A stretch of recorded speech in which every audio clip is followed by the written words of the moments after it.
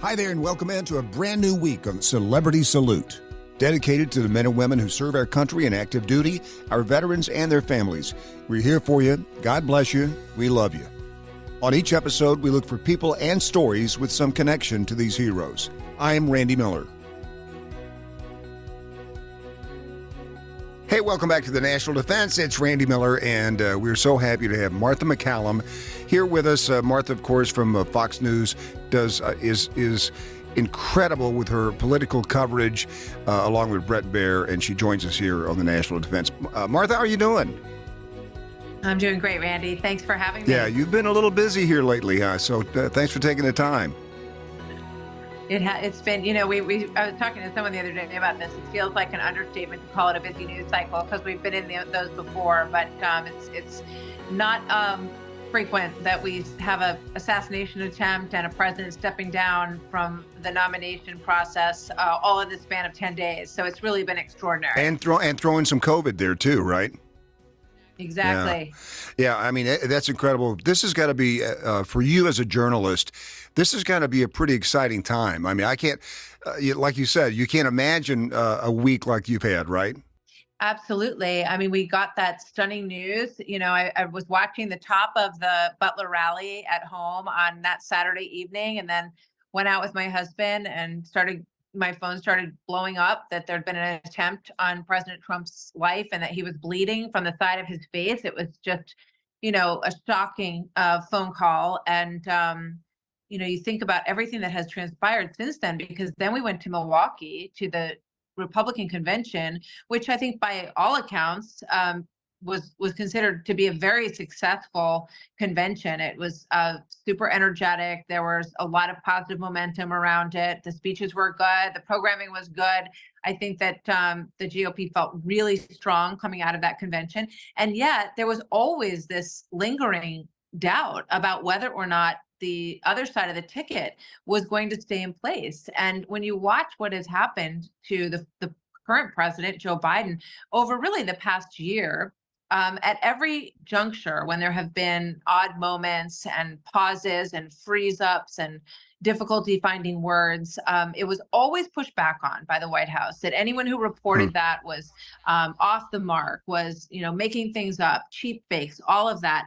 And then it became obviously very clear that it was hurting them politically on the Democrat side. And then this extraordinary change, where I think he said he wanted to hang in there, and he was clearly nudged out. Nudged might be not strong enough word by everything we can find is that it was Nancy Pelosi and Chuck Schumer who really put that final nail in terms of pushing him off the ticket. And now you have this extraordinary enthusiasm around Kamala Harris, which has completely changed the race. Yeah, it's amazing to me because I thought at one point, I wondered even after Biden endorsed her, if that would be the way it remained, whether she's still going to be the nominee. And then all of a sudden she raises $200 million in a week, and you go, how can she not be the nominee, right? You know what? I think what happened, I do think that there was a hunger in some of the highest levels of the Democrat Party to have an open convention and to find a team that would be the strongest to go up against Trump and Vance.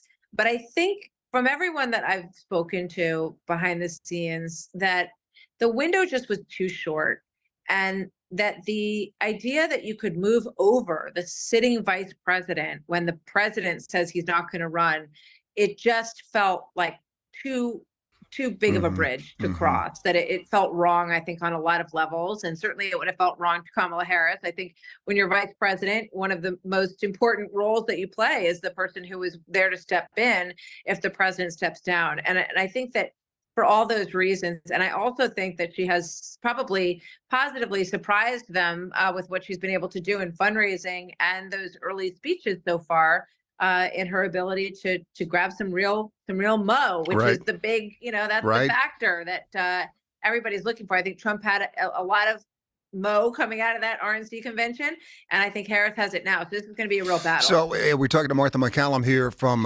Fox News. What do you think is going to happen at the Democratic National Convention? Well, I was thinking about this. I thought, Kid Rock and Lee Greenwood Right. played, these Don't great sort forget of about Hulk badass Hogan. patriotic songs and God Bless America. I think you're going to have probably Beyonce and a very slick production that's going to be, very professional, very Hollywood over on the DNC side, and we'll be there in Chicago covering it all. I think that there is enthusiasm. I think you saw only a few weeks ago, Democrats were so down about their chances. And I remember thinking at the RNC, how is President Biden going to walk on this Mm-hmm. stage and pull off the kind of momentum and excitement that Trump was getting in Milwaukee? But now that has changed. I think there's going to be a lot of enthusiasm. And I think you look at the movement that we've seen with Black voters, Hispanic voters, and young voters. We've seen in the early Fox polling that she has closed some of Biden's gap there. So I think this is going to be a really interesting race. And I think that you can kind of feel the Trump team trying to get their feet back under them and figure out exactly how they're going to take her on. Hey, and before we continue, I just got to tell you how wonderful your D-Day special was. I went back and revisited that. You went to Normandy, and we covered it kind of from the Gary Sinise side and American Airlines, but all of these heroes that are anywhere from up to 104 years old, and you were able to talk to them. They were able to flirt with you, which I thought was very cute. But I mean, what was that experience like? You did such a great job with that. Oh, thank you, Randy. I covered the 75th anniversary as well at Normandy. And that year, my book was published, which is Unknown Valor, which is a look at the Pacific side of the war from Pearl Harbor to Iwo Jima. And so I have been steeped in the history of World War II for at least the last 6 or 7 years or so on a much deeper basis than I had before. I did a ton of research for my book, and in doing it, I met just these extraordinary men who were veterans of World War II. And a couple of them helped me put a lot of pieces together for Unknown Valor, which was incredible. I ended up meeting two individuals who were actually with my uncle when he was killed. Wow. And I never imagined that would be possible when I started this project. And I had to, sort of double check and crisscross every way to triangulate their positions on the island to make sure that was exactly, what had happened, and that their memories were serving them accurately. And of course, their memory and understanding was way better than mine about the whole thing. And so that was just extraordinary. And then, so that same year, it felt right to go to the 75th anniversary of Normandy. And there are plenty of Pacific and European theater veterans who go to these anniversaries. And they're so extraordinary. These towns just basically put on a party to welcome these men. And when they walk into these little town squares in France, they are greeted like rock stars. Little children want to take pictures with them. Little, French families dress up in World War II appropriate, like the clothing of the 1940s. And it's just such a wonderful tribute to them. And they love the opportunity to go back. Obviously, it brings up a lot of difficult memories for them. And but they're treasures, and I'm so grateful. Honestly, it's the thing when people ask me, what's the biggest, the best accomplishment of your career. I've done so many things that I never thought I'd have an opportunity to do, covering presidential elections and royal events and papal events, but honestly, the work I've done with these World War II veterans is probably the most rewarding of all. Yeah, and their attitude, Martha, is just amazing to me. That the 104-year-old Steve Melnikoff told you we just knew we had to do it. That's why they did it, because we knew we had to do it.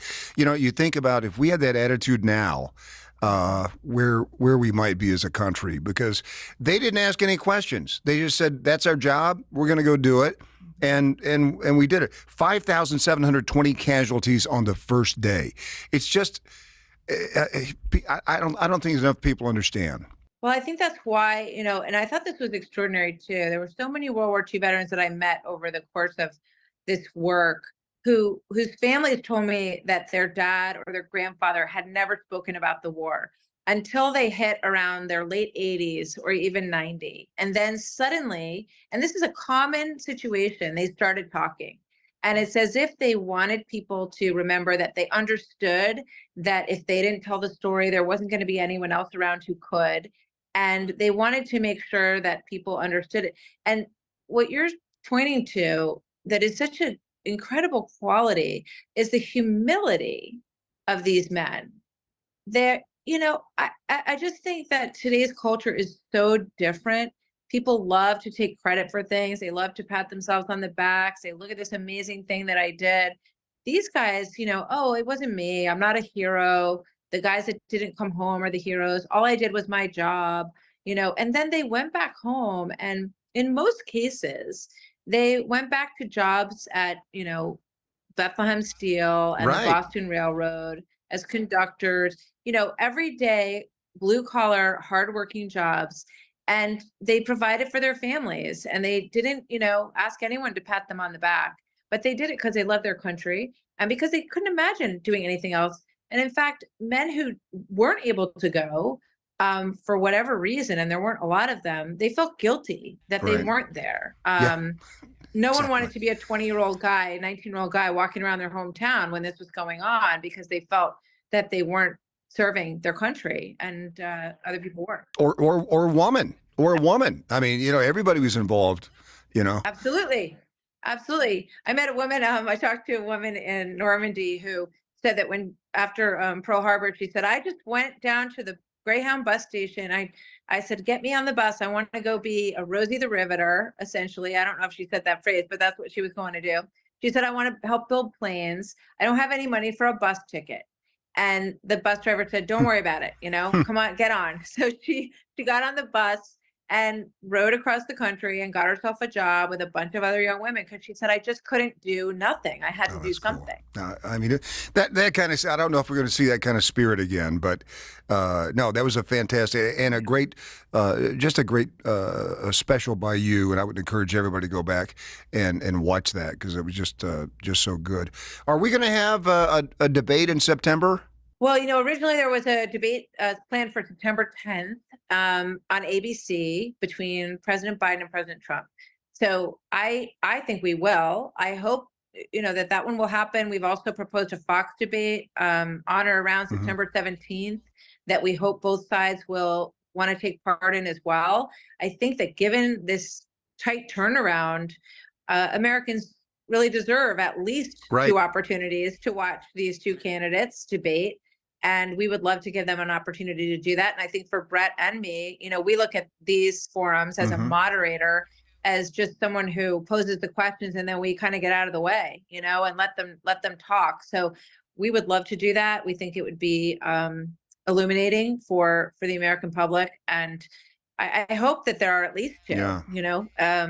But they're kind of pointing fingers each side Right. at each other over this process because they're trying to get some leverage on the rules Right. of the game and all of that. But I hope there'll be one, and I hope there'll be two at least.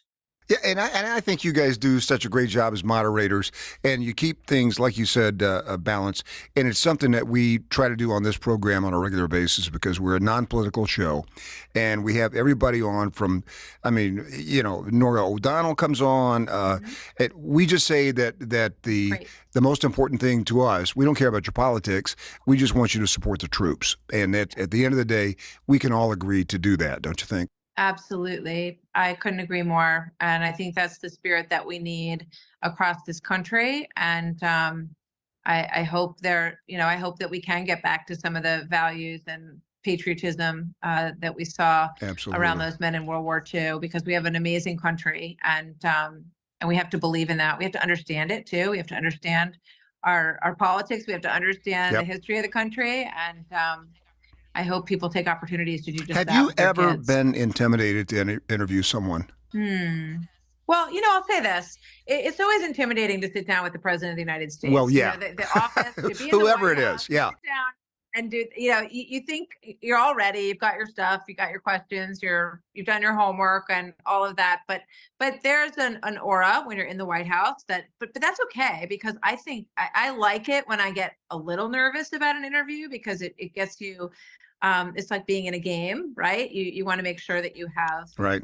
everything ready to go and that you're a good listener. I think that's the most important part of being an interviewer, as you know, Randy, is that if somebody, you want to make sure that you're listening to the answer, and not just moving forward to your next question, because there might be something in there that you need to circle back around on, or a new opening that comes from an answer. So it's, to me, it's a lot of fun. I enjoy what I do so much. But yeah, I think there's many also, when you're moderating a Republican, the first Republican primary debate, you're excited, you're a little nervous, a little intimidated, but I think that's good energy. I think when if in your life you aren't ever nervous about a new challenge, then you're not really growing and you're not really giving yourself new challenges. So that's why I was so excited about this interview, Martha.